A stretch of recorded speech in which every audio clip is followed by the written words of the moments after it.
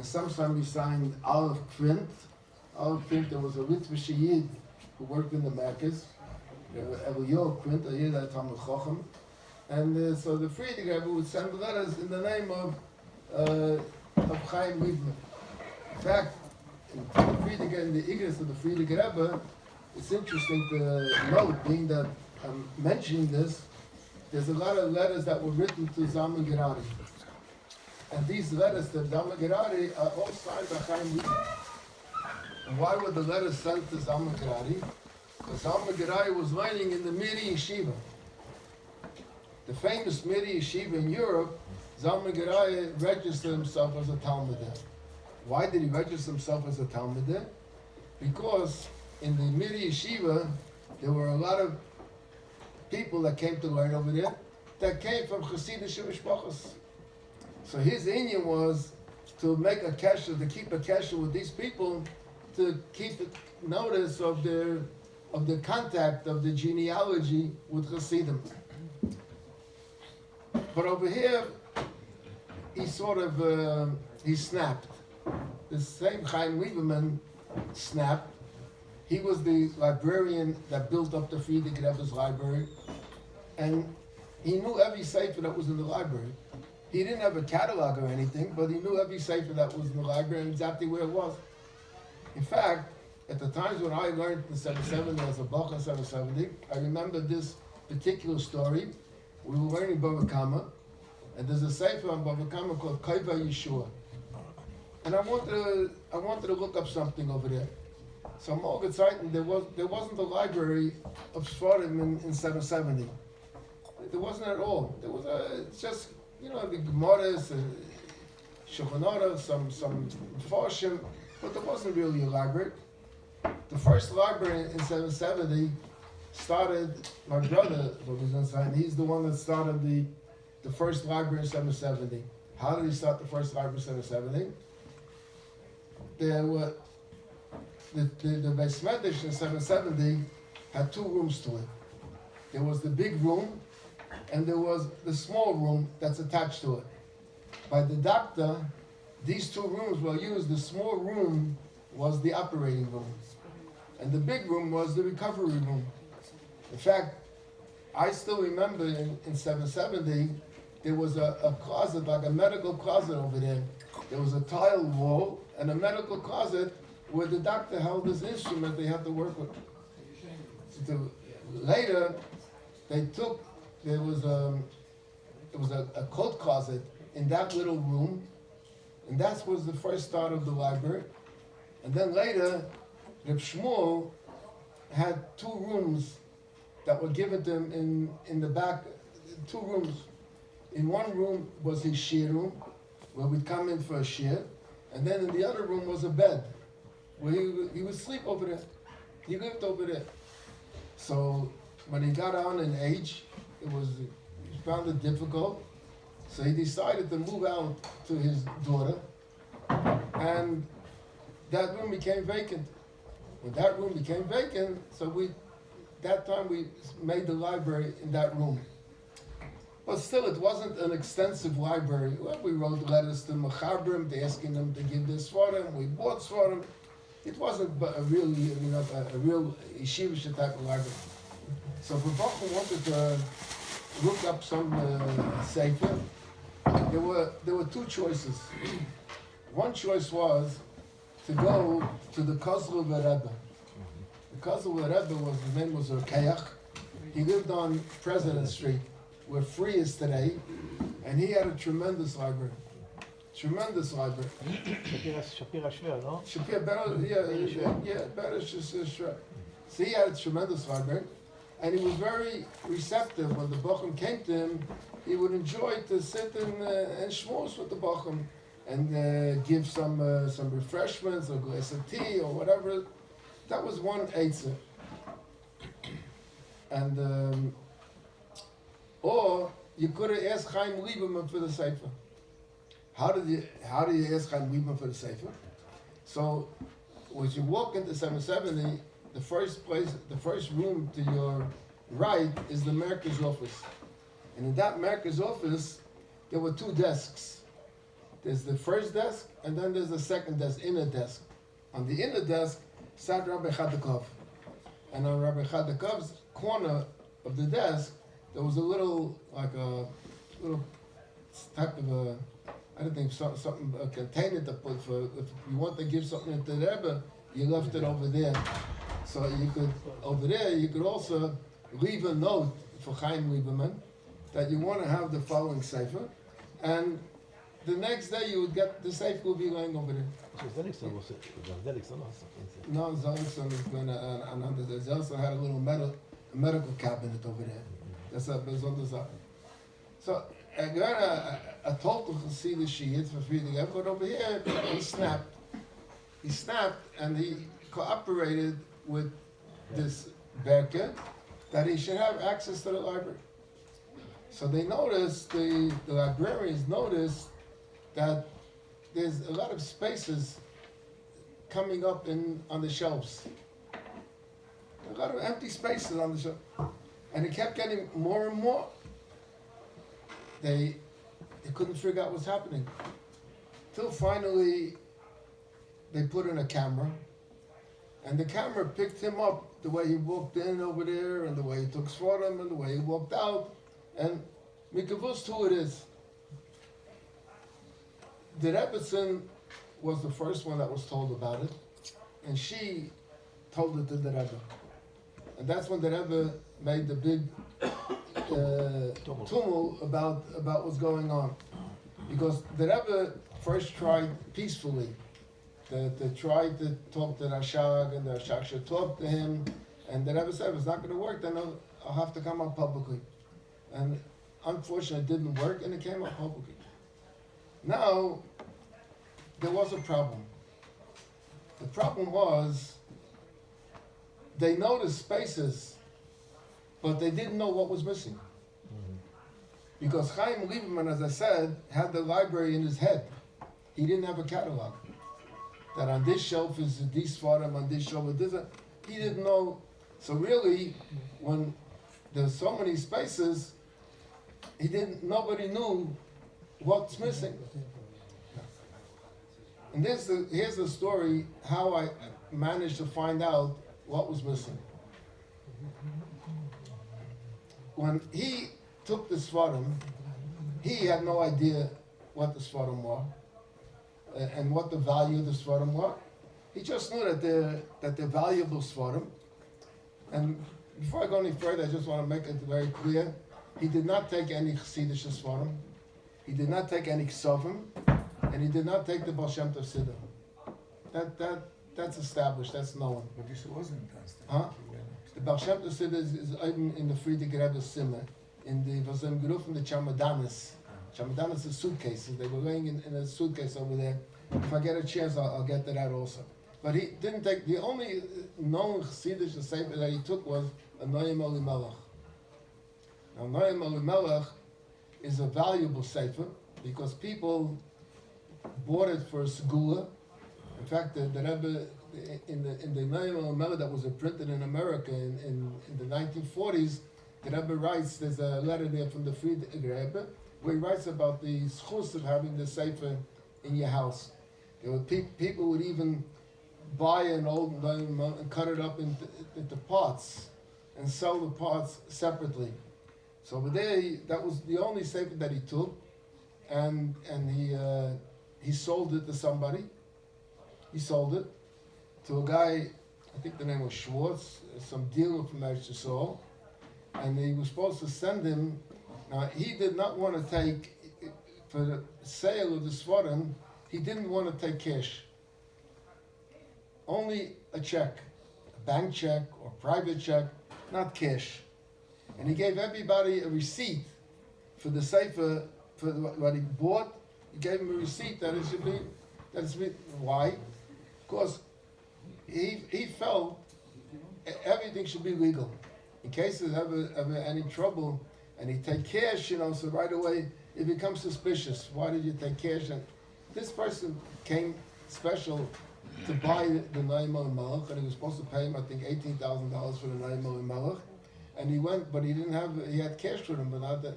So he went back to Eretz Yisrael, and he went back to Yisrael, and he was supposed to send him a check. And then that Shabbos, the Rebbe came out the whole tumult that the Rebbe made. So he called up my cousin, and he said, I'm afraid that this name is from the Chabadskis Forum, and he backed out, and it wasn't purchased. Okay, this is all parenthetically speaking. Once he got the Svarim, there were a few hundred Svarim. There are two Girsais. One Girs is 400 Svarim, and one Girs is 500 something Svarim. So he wanted to sell them. Now, how do you sell Svarim? But there's a simple idea. There's an auction house called Christie's. So he went to Christie's, and he asked Christie's if they'll take these Svarim to put them on auction for him. I don't know what stories he told. Somebody didn't tell them the true story where these Svarim come from. Maybe he told the same story with the old man in New Jersey that died and had. But they were. If something told them that don't get involved, they didn't want to get involved. Now he stuck with this Svarim. So what do? So when they make an auction, they also make a booklet together with the auction, describing every lot number, everything that's in the auction with some description about it, a short write-up about the item. In this book that they give out, so right in the beginning, on the first or second page, they list over there their experts. Christie's are Goyish companies, but they have Yiddish experts that they're the expert that know these things. So in there were listed two experts. One expert, his name was Eidowitz, Eidilitz, Eidowitz. Another expert was Katzman. Katzman is a big mumche in Svarim, and he's known today. I mean, he's known in the field. Everyone knows Laser Katzman. So he still alive. Huh?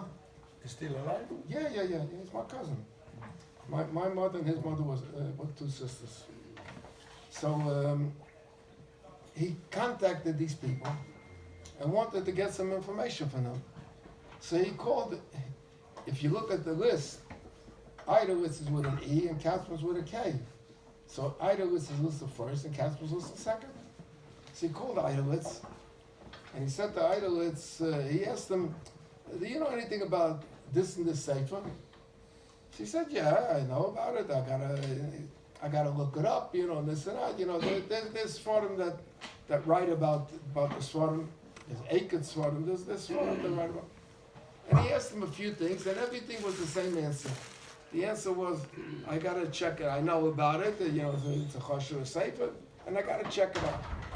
No, and said, now, supposing I want to hire you, are you available for hire? He said, yes. He said, what do you charge? He charges $100 an hour. Okay, good. Okay, yeshkayach. Then he calls Katzman, and he asks Katzman the same question. Do you know anything about this sefer?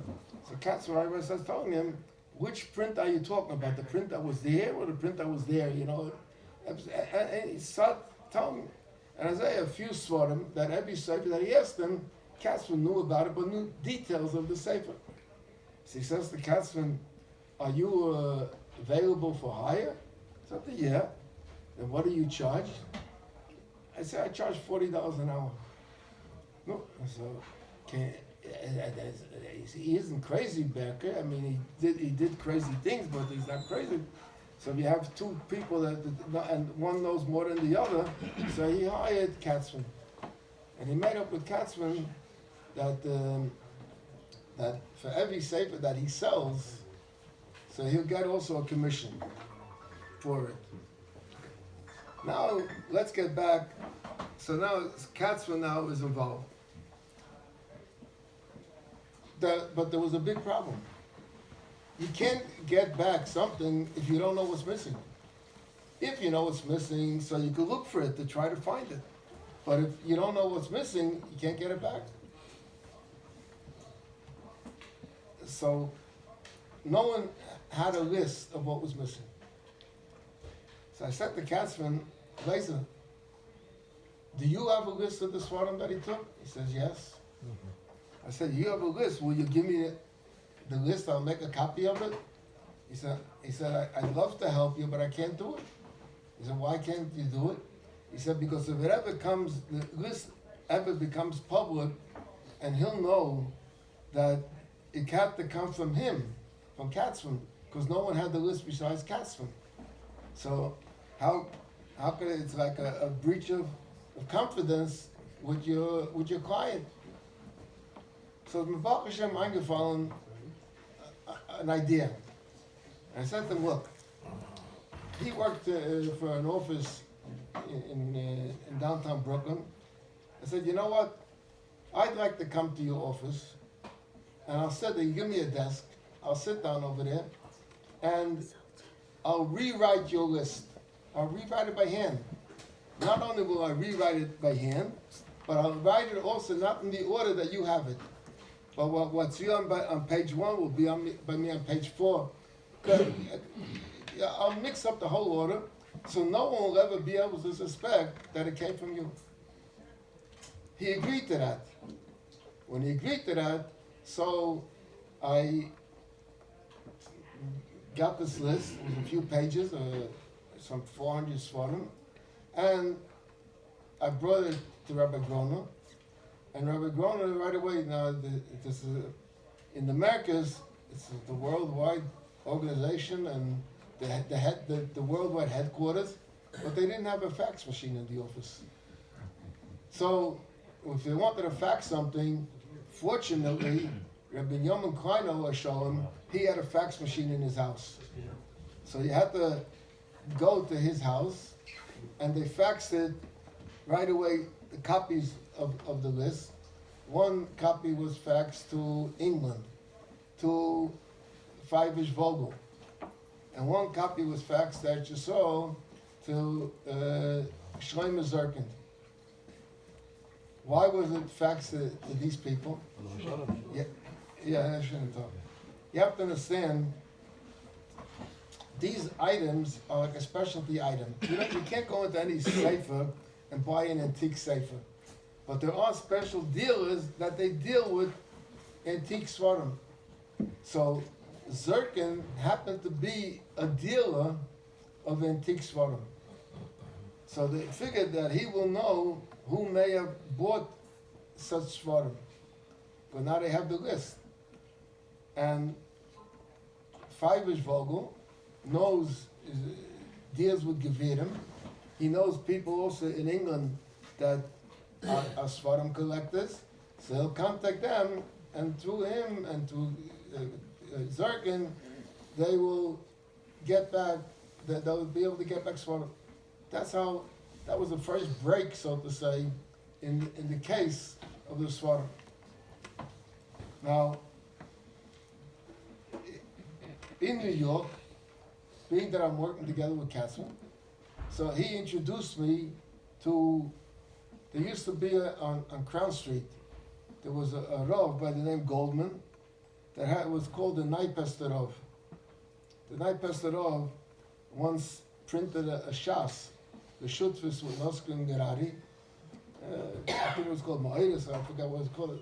They printed a Shas, and his son is a dealer of antique svarim. So his son agreed to cooperate, and he gave me a few svarim that he had, which he had the bill of sale for them also.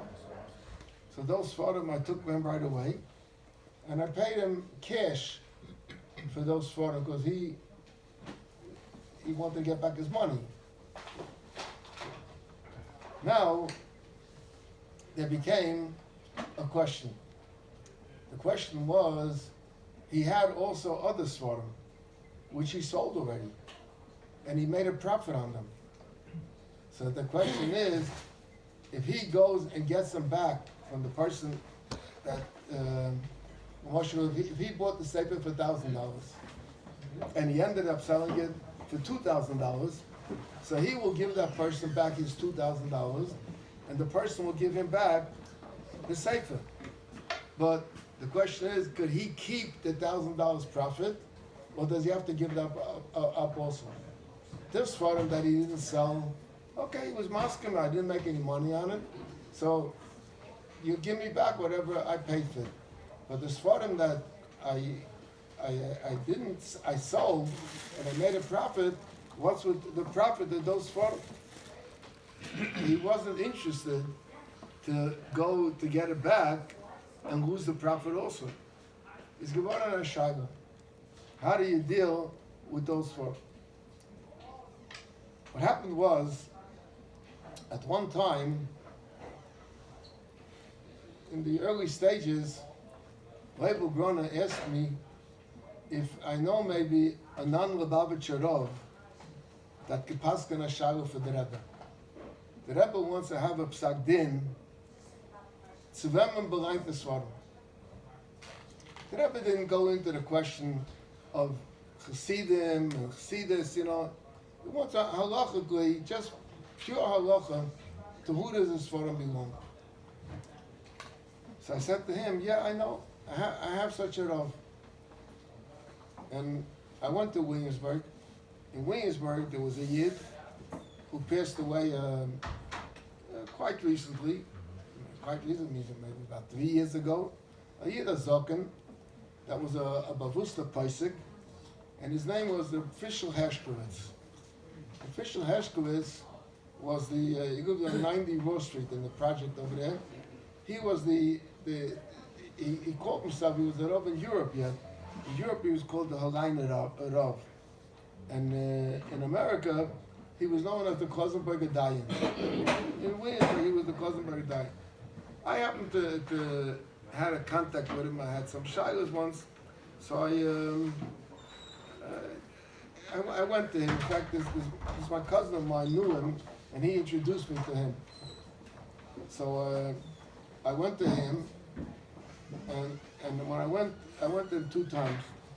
The first time I went to him, I asked Rabbi Marlo Shalom to come together with me.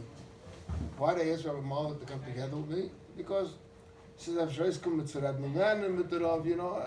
want to be alone. So we came to him, and I told him the story, and I said the Rebbe would like to know Psak, B'Ksav, I think. Psak. Tzuvem blank the sword. All he said to me was, Mini Kimp Morgan.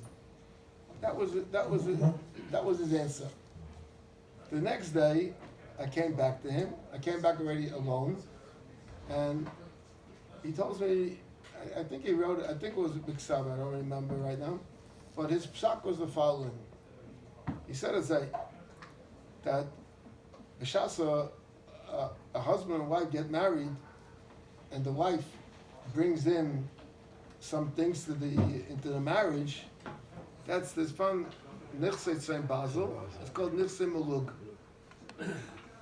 Nichse Malug is the din is that the guf belongs to the isha, and the baal is oichel peiros. Now he said, what happens if the woman gets a yerusha during the marriage?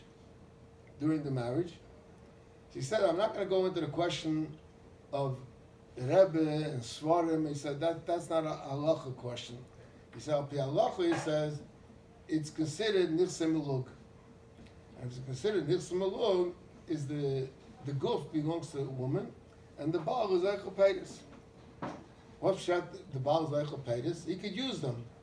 So if the husband wants to use the svarim, in this case the svarim, wants to use the svarim, so the svarim is his to use.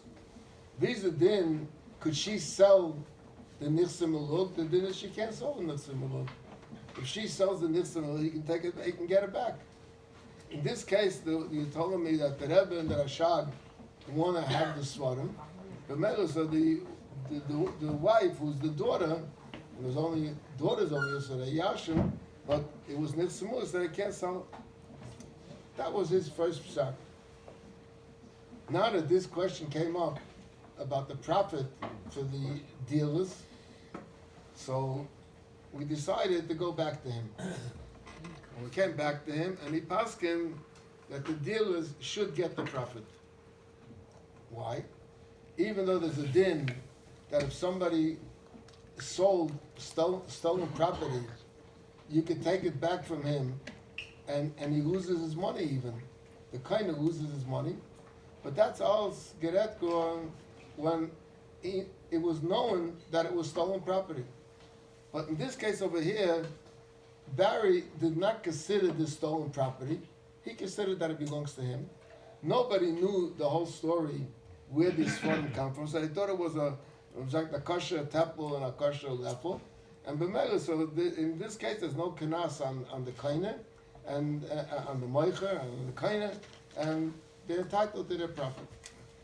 So I had to give him back his the money.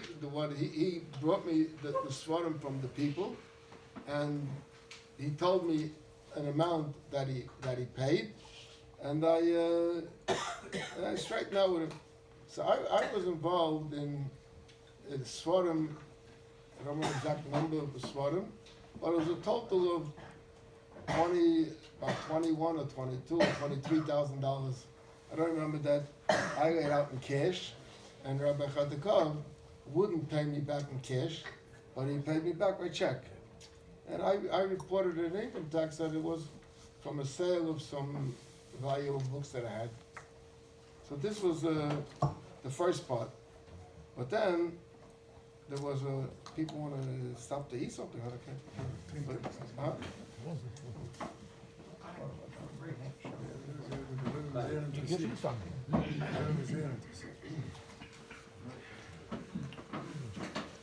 But then there was a very interesting story that happened.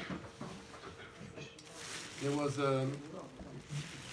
this Mr. Idolitz, who was also an expert on Svarim. He also bought Svarim and sold Svarim.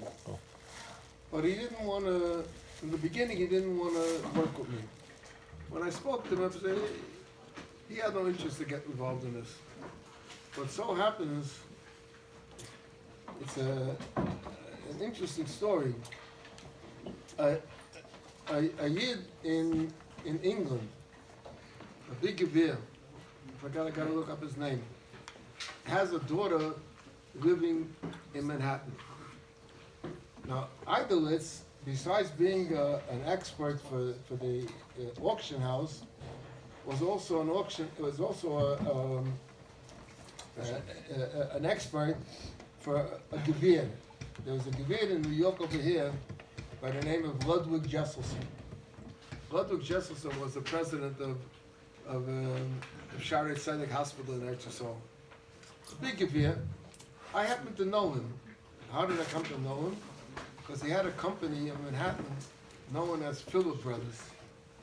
It was a company with trading, and I used to give a share in that company. That's a story itself, how I came to give a share in that company. So I called him up, and I asked him, by any chance, could I send you the list and check if you bought if any of these four came into your collection? And he called me back, and he said, if you got back this safer, you got back this safer, be happy. The rest of this for him is not the. He said, but he didn't get any of these for him. But this gevir from England, he was Vogel told him about me, and suddenly mentioned that I'm having trouble to deal with this guy Idolitz. So he said the stuff was that I said he contacted his daughter, and his daughter contacted Jesselson, And Jesselson knew the Meiser, and Jesselson told him that I'd like you to cooperate with this Rabbi Bogomilski. So he gave me a call, and he said, I have a few svarim. Are you interested in the svarim? I said, yeah, definitely. The problem was, one sefer that he had a few svarim. I don't remember the names right now. But one sefer I remember was an Amsterdam Haggadah. Now, what was the Meiser with Haggadahs? The Meiser with Haggadahs was, today, there's yeshivas for boys, and Beshivka, Beshara, whatever, Beshaka for girls. And the girls are learned. So when it comes Pesach by the Seder table, and you discuss the Haggadah, the girls also can participate because they also know the things. Amol Gezeiten, the girls and the wives didn't know anything. All the wives knew how to run the household, and the girls grew up in the household and learned from their mother how to cook and how to sew and how to, to do whatever. Comes Pesach by the Seder. Man will sitzen by the Seder, man will verbringen and everything. So the rich people used to get an artist, that the artist should make pictures in the Haggadah. And you have pictures in the Haggadah, so you can sit by the table and discuss the pictures. So you had already a way to, if it was a choshev artist, it cost more money. So this Haggadah was printed in Amsterdam. The Haggadah must have been about 200 years old. And he tells me that he bought it, that it was bought, Barry sold it for $1,700, and someone bought it off him for $4,700, and he bought it from that person, from the middleman, and he got $5,200. Okay. The question is, how do you deal with it? There's no receipts, there's nothing. Because if you go back to receipts, the receipt is $1,700, and he doesn't want to lose his money, what he laid out. And I told you, so the Rebbe by the Fabrenga said that wer ist advising a Kabbalah, also gekauft das Svarim, und bezahlt kach für kach, hat man ihm abgegeben the Geld. But the Rebbe didn't say what will be if someone bought it and for a second hand already, and made a profit. A flipper, yeah. The flipper, what happens? How do you deal with that? So, I think that Rabbi Grona asked the Rebbe, and the Rebbe said, "Wir sollen gehen zu Rav, und als Rav wird bestätigen, that is an ehrlicher Mensch, so you go on the Rav, you are downstairs, and you do what the Rav said." So I said to him, "Who is your Rav?" He said, "My Rav is Menashe Klein." I said to him, "Very good. I know Menashe Klein. Very good. Adrabah. Let's meet by Reb Menashe Klein." So we met one evening by Menashe Klein, and he came with the Haggadah, and I gave him his $5,200. And Menashe Klein wrote a letter to the Rebbe that by me was Bogomilski and Idolists and Elocha people, and the sale was made for $5,200, and he signed his name, Menashe Ben, his mother's name, very much derech. It was very nice of him. After this sale took place, so the Menashe Klein says he can't understand it. I can't understand. $5,200 for Haggadah. It doesn't make sense to him. So I said to Rav Klein, "I'll tell you a bigger chiddush." He says, I said to him, there was another Haggadah. That other Haggadah was sold for $150,000. For Barry? Huh? From Berry? Yeah. What's the Maisa? The Maisa was, the other Haggadah was known as the Kitsi Haggadah. Kitsi was the name of an artist. And the Americans reprinted that particular Haggadah. And there was known that there were 6 copies of that Haggadah. And there was a person in, I think in Switzerland, that he was a collector, and he had 3 of the Haggadahs.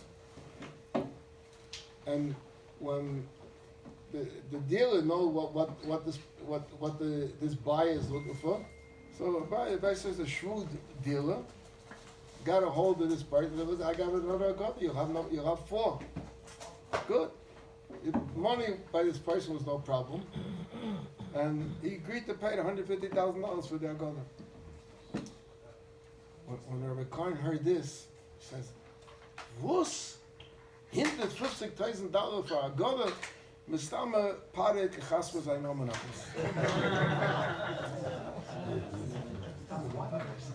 So, okay, let's take a little break.